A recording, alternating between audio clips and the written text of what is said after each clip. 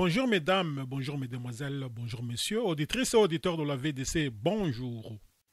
Voici la lecture de la revue de presse de la VD Congo de ce vendredi 23 février 2018 au micro Don Kayembe depuis New York City. 1. Phénomène éleveur dans le Congo. 2. Visite d'Ali Bongo à Kabila. Et enfin 3. Les 15 proches de Kabila sanctionnés par l'Union européenne veulent être entendus. Point 1. Phénomène éleveur dans le Congo. RFI titre.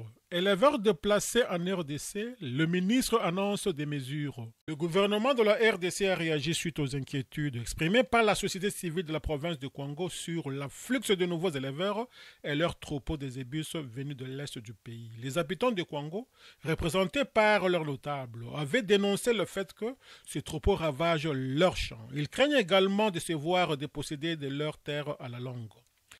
La délégation gouvernementale des pêchés dans le Congo est revenue à Kinshasa. 2 mesures ont été prises. Selon Joseph Kapika, ministre d'État en charge de l'économie, il a été décidé que ces nouveaux éleveurs indemnisent les agriculteurs qui ont vu leurs champs dévastés par ce troupeau de plus de 2000 zébus. Là où il y a des champs détruits, les éleveurs sont prêts à indemniser les propriétaires de champs. C'est un travail que va suivre le gouverneur de province, assure le ministre interrogé par RFI. À ceux qui s'interrogent sur la provenance de ces éleveurs, le ministre affirme qu'ils sont originaires d'Uvira au sud Kivu, mais opèrent à Kalemi dans la province du Tanganyika, dans l'est du pays. Ils sont partis de Kalemi au mois de juillet-août à pied, vendant le bétail chemin faisant. Joseph Kapika annonce également que, pour éviter les conflits entre éleveurs et agriculteurs locaux, ces ébus vont être regroupés dans le parc agro-industriel de Bukangalonzo, qui, dit-il, peut accueillir jusqu'à 5000 vaches. Sur instruction du chef de l'État, on va mettre les bétails dans le parc de Bukangalonzo, qui appartient à l'État, et des acheteurs pourront venir de Kinshasa à Bukangalonzo pour venir s'approvisionner en vaches. Malgré ces décisions à Bukangalonzo, l'inquiétude est toujours présente. Les représentants des propriétaires de terres disent ne pas être rassurés par ces mesures, peut-on lire sur RFI. 2. Visite d'Ali Bongo à Kabila. Pour le phare, après le président du Congo-Brazzaville, Denis Sassou Nguesso, de l'Angola, Joao Lourenço et de la Zambie, Edgar Lungu, Kabila se reproche de Bongo. Pendant que les États-Unis et l'Union européenne multiplient des sanctions contre lui et ses proches, à cause des atteintes répétées aux droits de l'homme et des velléités de glissement vers un 3e mandat, Joseph Kabila vient de se lancer dans une politique de rapprochement avec ce père de l'Afrique centrale. Sous couvert du renforcement de la coopération bilatérale et régionale, ces rencontres lui servent de tribune pour s'assurer le soutien de ses homologues à ses efforts de pacification et de modernisation de la RDC, mais aussi pour la réaffirmation de sa volonté de conduire le peuple congolais aux élections d'une manière inexorable, soutient-il. Il s'agit là, selon le phare, d'une sorte de lobbying visant à battre brèche à tout ce qui se dit à Washington, à Londres, à Berlin et surtout à Bruxelles, autour de ce que les Occidentaux considèrent comme son refus d'appliquer intégralement l'accord du 31 décembre 2016 et de rendre le tablier plus d'1 année après l'expiration de son second et dernier mandat. Les observateurs notent qu'hormis le Zambien Lungu élu d'une manière démocratique et transparente, sans modification de la constitution ni tripatouillage des urnes, le Congo-Brazzaville, le Gabon et l'Angola sont loin d'être des modèles démocratiques. Même s'il n'a pas été contesté à grande échelle, l'Angolais Joao Lourenço a accédé à la magistrature suprême au second degré dans un climat proche du monopartisme, un mode d'élection qui fait hisser le poil de plus d'un Congolais. D'où, dans certains états-majors politiques à Kinshasa, on soupçonne les chefs d'État d'être préoccupés à tisser des alliances visant à légitimer ce que certains appellent déjà coup d'État constitutionnel, à savoir déverrouillage, le moment venu de tous les articles de constitution portant limitation du mandat présidentiel. Le potentiel se lance dans les non-dits de cette visite de Bongo à Kinshasa et estime que le président gabonais Ali Bongo a effectué un aller-retour pour réconforter Joseph Kabila qui peine à s'octroyer un 3e mandat à la tête de la RDC. Orphelin de Robert Mugabe et de Jacob Zuma dans la SADC, le président Kabila est en train de tisser de nouveaux liens en Afrique centrale, commente le quotidien. Et d'ajouter, le président Ali Bongo, qui fait entre-temps face à une crise politique intense dans son pays, est parvenu cependant à s'imposer dans son bras de fer avec son principal opposant, Jean Ping. Il entend dès lors inspirer son homologue de la République démocratique du Congo. Le potentiel se lance dans les non-dits de cette visite de Bongo à Kinshasa et note qu'à Kinshasa, le président Ali Bongo est venu apporter apporté tout son soutien à son homologue de la RDC, autrement dit, le président Kabila peut compter sur Ali Bongo.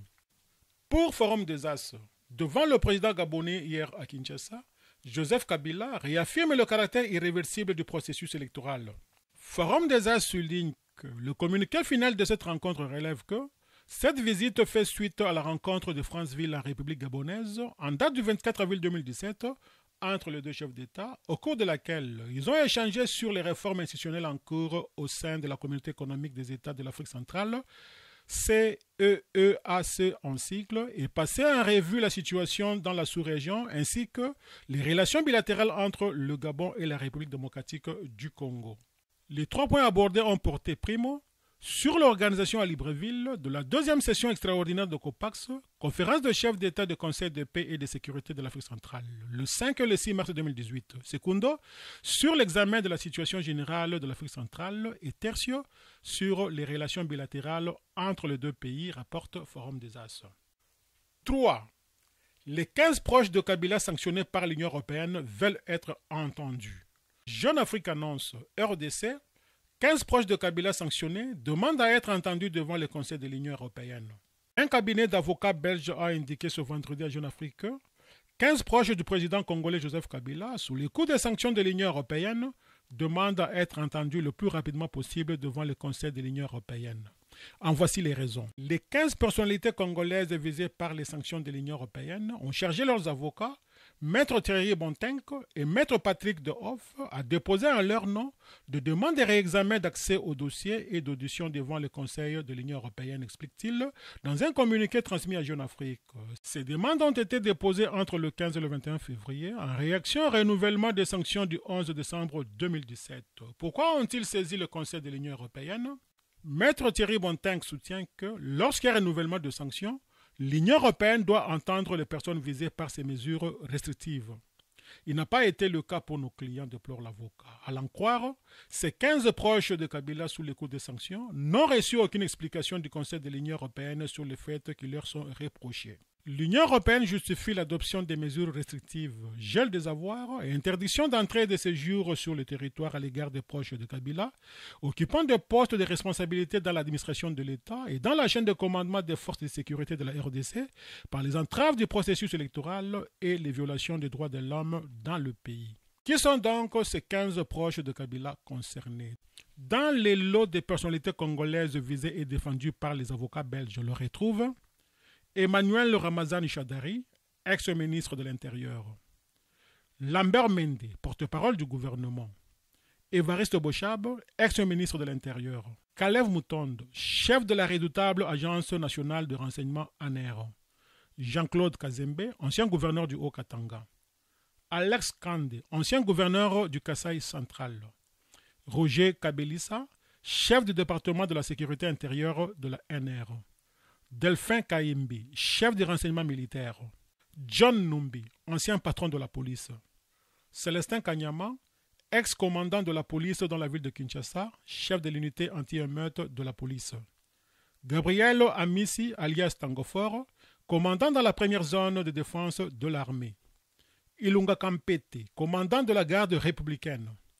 Mahindu Akili Mundos, ancien combattant des opérations de l'armée contre les rebelles ougandaises de forces démocratiques alliées ADF, et Eric Ruhorimbere, commandant adjoint de la 20e région militaire au Kasaï, dans le centre de la RDC. Tous les 15 ont demandé officiellement au Conseil de l'Union européenne de se transmettre les éléments dont ils disposeraient à leur charge et de les entendre le plus rapidement possible. Le cas échéant à Kinshasa, résume leur avocat Maître Bontenk, qui annonce d'autres actions juridiques, notamment devant le tribunal de l'Union européenne dans les prochains jours, rapporte Jeune Afrique. Fidèles auditrices et auditeurs de la VDC, merci pour votre aimable attention. C'était votre humble serviteur Don Kayembe depuis New York City pour le compte de la radio-télévision en ligne La Voix de la démocratie congolaise au panorama d'Afrique. Bon week-end à tous.